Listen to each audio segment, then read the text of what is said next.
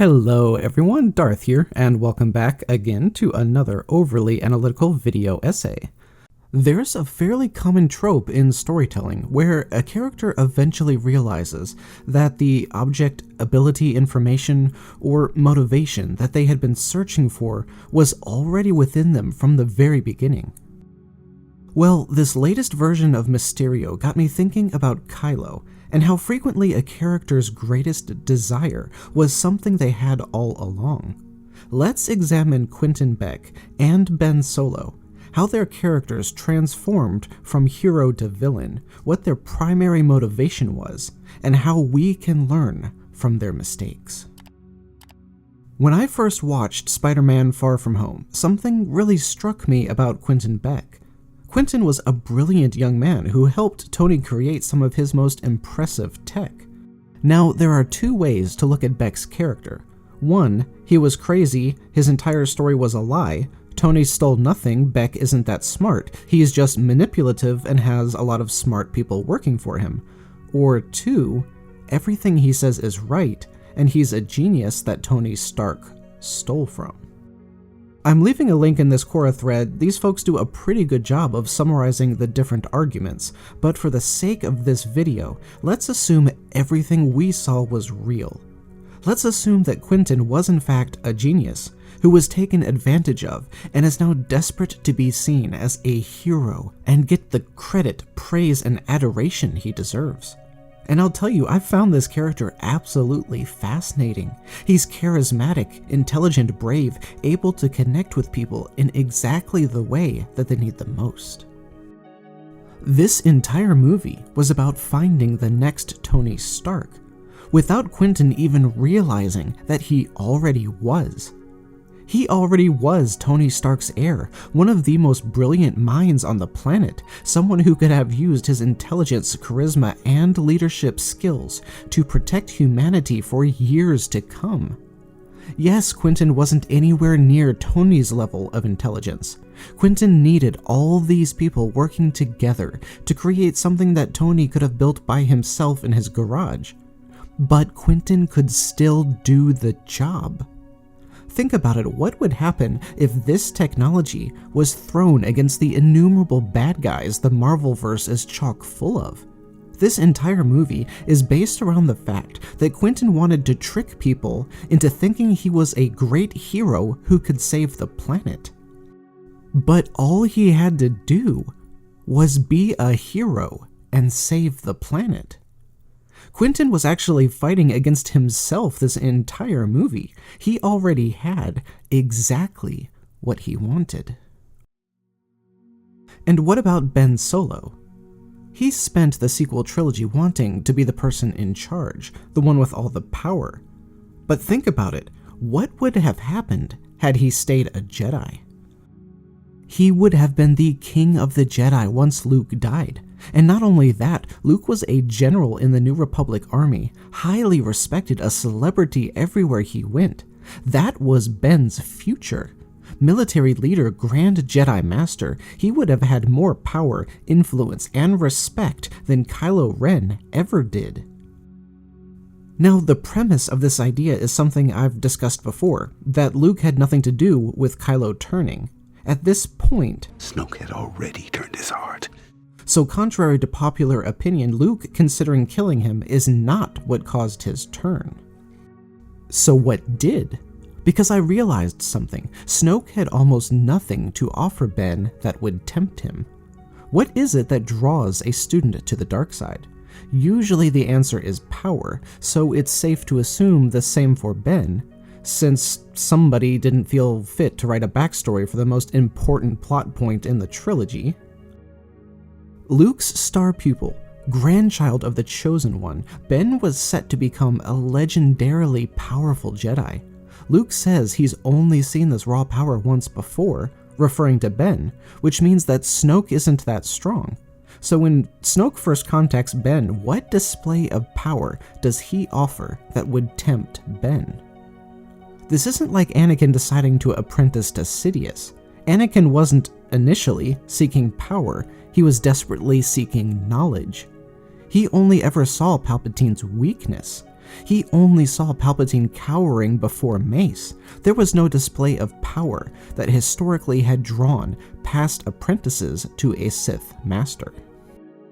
So why was Ben drawn to Snoke? If anything, to gain power faster, Ben could have murdered Luke and publicly framed Mon Mothma and Leia for the murder, as well as embezzling New Republic funds. If he was smart enough to plan it all out, this would have immediately thrust Ben into the position of not only Jedi Master, but also the savior of the New Republic. Then with the right Senate members nominating him, he could easily get himself elected as temporary Supreme Chancellor, so that he could help guide the galaxy toward a brighter future. That's a much shorter road to power than spending decades building an army and $1 trillion planet-killing weapon to wrestle power away by brute force. Ben Solo was already heir to the Jedi, with an incredible legacy laid out before him. So why didn't he see it? Just like Quentin Beck, Ben never realized that the power and respect he craved was already his to claim. All he had to do was wait for it, wait for it, wait for it, wait for it, wait for it, wait for it. Now, yes, there was this weird subplot that Ben turned evil because Vader's ghost was tempting him towards the dark side. Show me again the power of the darkness. Again, show me again. Now this actually offers us an intriguing possibility. Remember how earlier we said that Snoke had very little to offer Ben compared to Luke? Because Luke was the son of the super powerful Chosen One. So who would Ben think is more powerful than Luke? The Chosen One himself. The question of why Ben turned has plagued the sequel trilogy for years, and this is one of the strongest arguments I can think of. Ben craved power, more power than he had, and he was impatient like his father, so he didn't want to train for decades to earn that power. But he's stuck. He's got one of the strongest Force users in history as his master. Who could possibly be stronger? Enter Anakin's somehow evil ghost.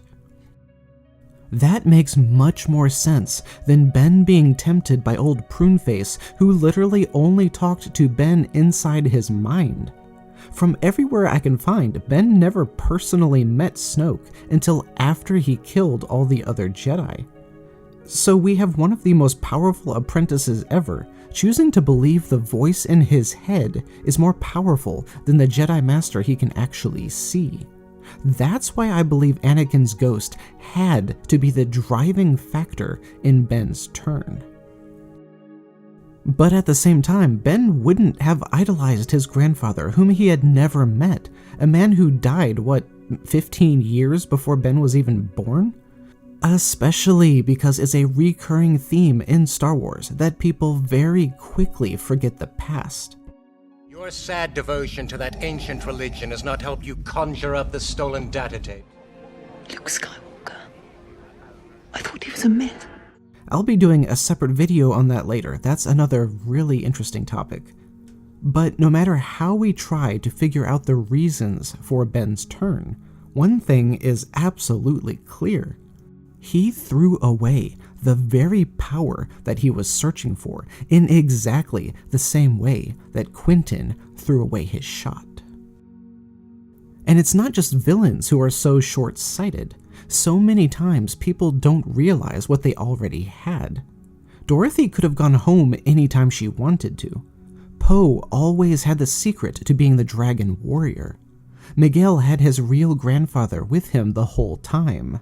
Lone Star had the Schwartz within him the whole time. Thor realized the power was always within him. Austin Powers realized he didn't need his mojo in order to win. The Jar of Dirt did nothing for Jack except give him the confidence he needed. Diana thought she needed the sword only to find out that she herself was the God Killer. Cheryl thought she needed a mind control chip to sing well when it was her all along. An example from mathematical graph theory, the Bondage-Vital theorem.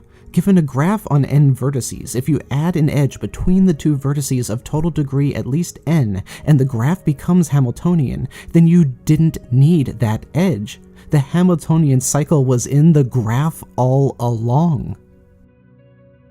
Ben already was the heir to the Jedi.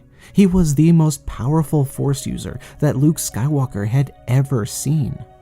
His legacy would have been legendary. Quentin already was a leader and a hero. He could have used his incredible technology, intelligence, charisma, and leadership skills to protect the entire planet for years to come.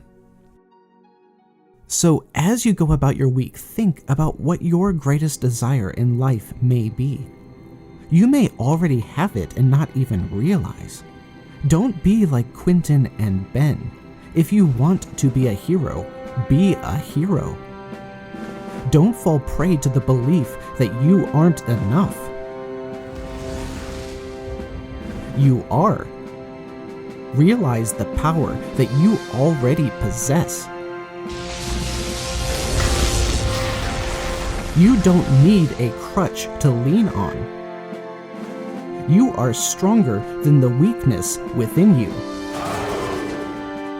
You are already enough.